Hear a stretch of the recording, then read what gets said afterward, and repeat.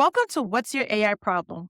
The show where real educators and leaders show us the one AI move that changed their work. I'm Dr. Jamiylah Jones, and today's problem is one every teacher with the full classroom knows. One room, a wide range of reading levels, and one of you. So, how do you get every single student a text that they can actually read without spending hours cutting, pasting, and piecing together a version for every level by yourself? Today, I'm sitting down with a teacher who'll solve exactly that with AI. So let's get into it. Welcome, Ms Romero. Thank you for joining me today in What's Your AI Problem? I always like to start with asking teachers and leaders to tell me a little bit about yourself and the students that you teach. Thank you for having me. I am a social studies teacher. I've been teaching for about 28 years. I've been teaching special ed students that come from countries that are learning a new language, and all regular students too. Regular meaning mainstream. What has been the biggest issue that you've been having that you have thought to use AI to help you solve? I find that the readings, especially when they have primary sources, are very difficult for them to read and understand in order to pass the regions. So that is one of the biggest challenges. And it's also with students that come from other countries, the reading level is not up to par. And even students from here.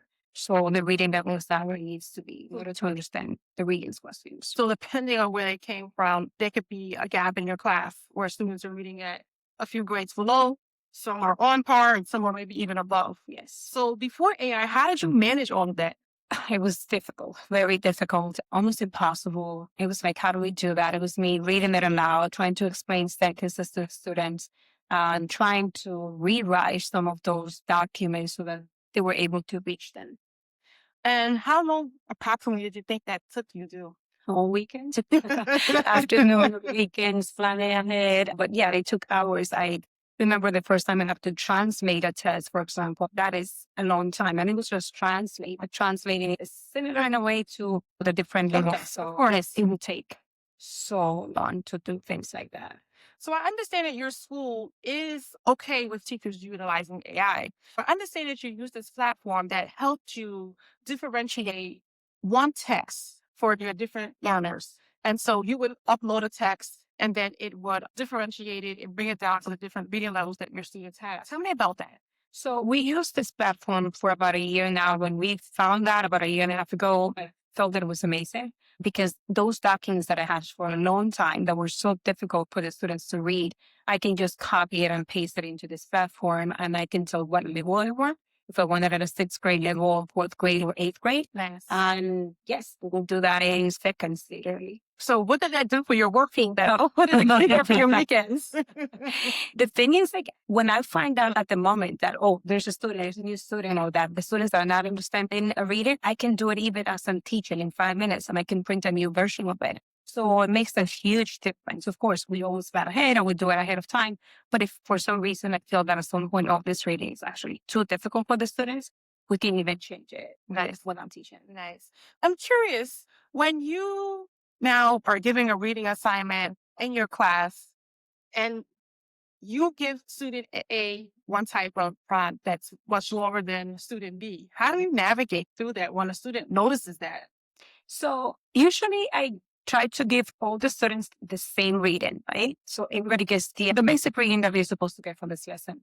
And then I'll go around with the second level reading. And I'll give it to the student and say, hey, you may want to read this one. All right. And I will tell them why sometimes. I'll have a conversation with them, right? But at the beginning, I try to give everyone the same. All right. I like that. Sometimes what I do is if it's a document, I'll have the two levels, like two columns. One is the original and the second one is the other level. Yes. And depending on the class or the students, I'm like, you guys want to challenge yourself and you want to read this one, but you may want to find the help here by reading the second reading. Interesting. How have your students fared when they get this reading prompt that's on their level now?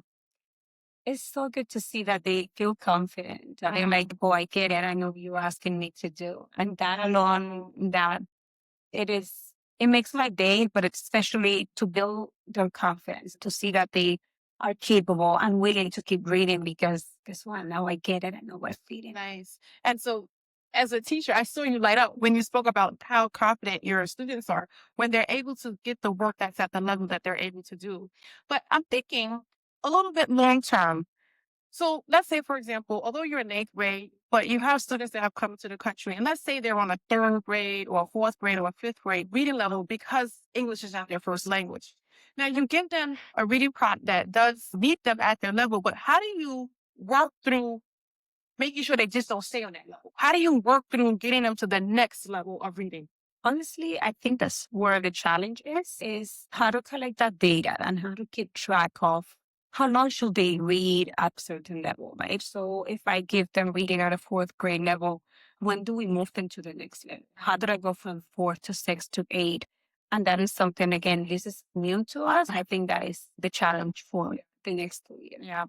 It's a literacy issue, and it's not something that's just solved by the social studies teacher alone. Every teacher that teaches that child needs to be involved in that process because it's the English teacher, it's the math teacher, it's the science teacher, all coming together and understanding that, I believe, and then having a concerted effort to move them to that next level. So we're saying when they came to us in September, they were at a third grade reading level. And hopefully by, let's say, the next semester, that third grade in half year. And then by the end of it, they're by the fourth grade. So I don't want you to think it's something that you have to solve alone, but it's something that as educators, especially at high school, because we're not trained that way, to understand that it takes more than one person and literacy is everyone's problem. They have to come together and think about how to help students collectively. So I want you to walk us through what you did. I want to see how it took that one reading problem and then differentiated it for your students. I'm going to press the text level and I paste it. And it's already saying sixth grade level. I'm just going to generate it. Can generate that. It's going to come up in less than a minute. If I read it and I feel that it's still too difficult for the students I want, I may do it again. I may go to prompt and just change it. But this is fine. So I'm going to copy it and I'm just going to create a different document, right? I'm going to paste it again. And here it is. I usually delete this because I don't want students to know that it's like that. But here's the document. I appreciate you sharing this with us, Ms. Romero. Is there anything that you want to say to teachers who are out there struggling with the same issues that you've been struggling with and afraid to use AI or not quite sure where to start with this? I have to say that I am one of those teachers. I told you that I've been teaching for 28 years. And sometimes it's very difficult for me to accept the changes and the new things that we can do. But one thing is I'm always willing to do something that will work for the students, right? That will help them. And that's my why. That's why I teach. And that is what I found with this platform that I'm using. And I guess with AI in general. So if it's worked for the students, that's what we should use it because it is best for our students, for the community that we want to help. And I want to give you your kudos for after 27 years of kind of not having the AI, being brave enough to embrace it and say, look, I want to cook smarter and not harder. So thank you for joining us for this episode of What's Your AI Problem?